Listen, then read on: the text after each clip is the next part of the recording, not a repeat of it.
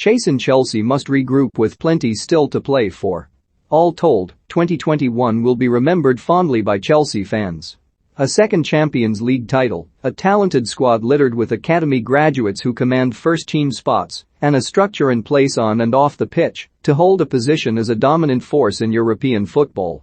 Yet after Mike Dean blew the full-time whistle on the last game of an impressive year, the majority of those leaving Stamford Bridge walked out with a deep sense of frustration. Perhaps even premature feelings of what might have been. A 1-1 draw with Brighton and Hove Albion confirmed in the 91st minute by Danny Welbeck's equaliser capped off a dispiriting December. One that started with them a point clear at the top two now, after Manchester City held on to their 1-0 lead 5 miles away at Brentford, trailing the defending Premier League champions by 8. This last month has had 9 of the 14 goals conceded so far, contributing to an overall 11 points dropped from winning positions this season, a record only better than Burnley, Leeds United, Southampton and Newcastle United. A point more than they relinquished in the entire 2020-21 campaign.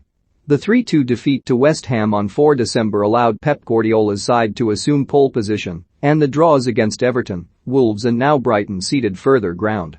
And they were lucky to get that last one. Injuries have stacked up, with Reece James, hamstring, and Andreas Christensen, lower back, now joining those already sidelined. Positive COVID-19 tests and close contact isolations have also taken their toll, though Chelsea can wear absentees better than most others. But the atmosphere around the club has moved from one of optimism to exasperation at how a seemingly well-oiled machine will splutter into 2022. And anger, of course. Nothing typified that more than Thomas Tuchel's terse post-match engagements on Wednesday night. He was curt with the Amazon Prime interviewer immediately after full-time and was still seething when he moved on to talk to the written media. It was clear we would struggle, he said in his press conference. We have simply way too many players who we don't know what we can demand. We have long injuries, they come from COVID, I simply don't know what they are capable of doing. I don't know what I can expect from my players in terms of physicality, intensity or minutes. Nobody knows anymore, because we have never done something like this. Amid his seething came a concession of sorts. Asked whether Chelsea, in second, were still in the hunt for Premier League number 6, he let loose. How should we be in it? We have 7 COVID cases. We have 5 or 6 players out for 6 or more weeks. How should we compete in a title race? The short answers, the vexed tones and the piercing eyes that featured during his darker periods at Borussia Dortmund and especially Paris Saint-Germain were getting their first outing in Chelsea's stash. But even had he sat down with his cap back to front, sighed and offered a simple "football, am I right?" It is clear here is in the midst of the most challenging period of his tenure so far. Chelsea were left frustrated by Brighton. Perhaps he might consider that a blessing, considering he is 4 weeks shy of a full year in the job. In that time, Chelsea were shaken out of their funk to finish 4th last term and march through to Champions League glory with a ruthless efficiency. Who knows, Manchester City may slip up, whether through a blip or otherwise, though even Omicron is having a hard time getting close to them. Nevertheless, back-to-back European Cups are still on the cards, with a stronger squad and a favourable first knockout round opponent in Lille, currently 8th in League One. Tottenham Hotspur await in the League Cup semi-finals, and then there's the FA Cup.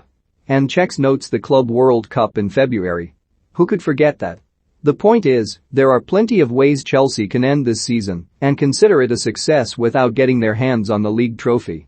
The challenge, however, is emerging from this slump and learning a few lessons. Because while COVID has hampered the club, the issues of a lack of connectivity through each tier of the 5-2-3 formation, along with uncertainty over the right combinations in the top and middle of that system. Despite their depth, only with Thiago Silva in the middle of their back three, N'Golo Kante putting in his typical two-man shift in the middle, and James letting the spirit of Dani Alves work through him are they at their best. Silva faces a spell on the sidelines after being forced off with a hamstring injury on Boxing Day, likewise James who was sub-bed off on 27 minutes against Brighton. Kante, who had dropped to the bench having damaged his knee, was only able to play 23 minutes at the end, though still managed to change the complexion of the match. The return of Romelu Lukaku, who scored his second goal in a week and looks incredibly sharp, is a welcome boost to the frontline and gives Chelsea a more pronounced threat and better shape.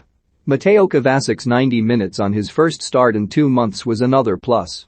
But for all the validity of Tuchel's complaints at the schedule and the demands on his players, he needs to cycle through what is left at his disposal to get through the next few weeks, while identifying a way to ensure December's slump is just an exception.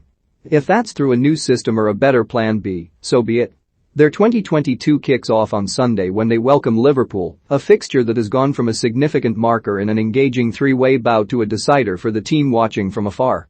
A meeting of two German managers exasperated by the festive grind, whose mood will be even fouler if they emerge with anything other than a win.